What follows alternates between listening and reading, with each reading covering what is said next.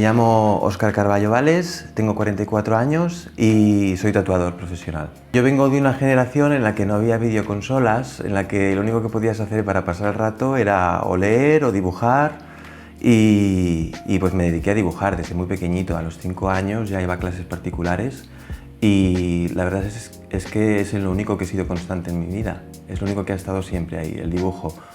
Para lo bueno y para lo malo. Yo cuando terminé la carrera de Bellas Artes me dediqué al mundo del diseño gráfico. Trabajé en una agencia de publicidad durante 2 años y luego me pasé al mundo editorial diseñando cubiertas y la maquetación de libros en la editorial Everest. Después de eso, pues por cosas de la vida, pues me mudé a Cataluña y pasé bastante tiempo en paro sin encontrar nada. Pues decidí acercarme al mundo del tatuaje. Jamás lo hubiese pensado, pero me pareció que en aquel momento había hueco para mí y que podía ofrecer mucho. Me vine aquí a La Ampolla porque tenía la disponibilidad de este local y no había ningún local especializado en esto. En este pueblo en concreto no, y aunque para muchas personas fuese considerado muy arriesgado, el que no arriesga no gana, está claro, y como no tenía nada que perder realmente, pues me arriesgué. Y comencé pues con el servicio de tatuaje, por supuesto, y luego también empecé a colgar mis propias obras, a intentar vender mi merchandising y todo lo que sé hacer y lo que no sabía hacer, pero aprendí a hacer. Al principio fue extraño porque la gente que no conocía se acercaba y decía: ¿pero tú estás seguro? ¿Pero qué es esto? ¿Qué tú aquí qué haces? Incluso hoy en día pienso que hay gente que no sabe lo que hago. Ahora ya me encuentro más a gusto, ya no me importa lo que piensen y intento tirar adelante. No doy nada por sentado, por supuesto, sigo luchando cada día un poquitito más, pero no fue fácil, no fue fácil. Y aún hoy en día hay gente que entra y me dice: ¿pero y esta tienda aquí qué hace? O me dice: deberías ir a Tarragona, a Barcelona.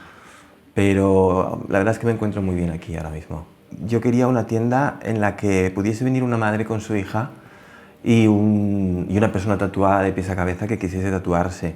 Entonces yo ya planteé el negocio como algo más abierto, con grandes ventanales para que la gente viese el interior, para que no les diese miedo entrar. Es una forma de acercar el tatuaje y el arte del tatuaje y el arte en general a la gente de una manera más directa y sin ningún tipo de veladura, para que vean lo que pueden encontrarse si entran en la tienda.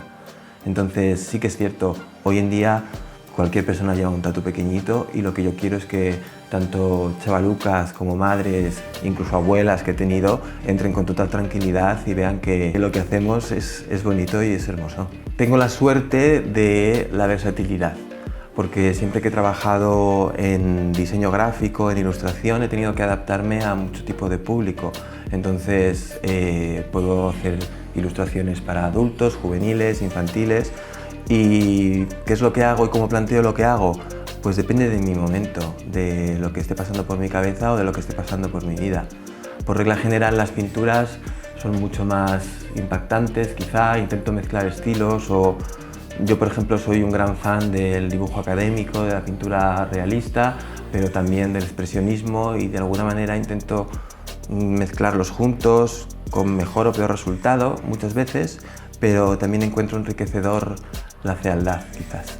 Gata Amagat, la verdad es que me costó mucho encontrar un nombre que pudiese definir lo que yo tenía en mente, y todo vino de la expresión, un día tomando un café, pensando en qué hacer, cómo llamarlo, porque también tendría que ser algo que yo encontrase pegadizo, fácil de decir o de quedarse, y me vino a la mente la expresión castellana de que aquí hay gato encerrado.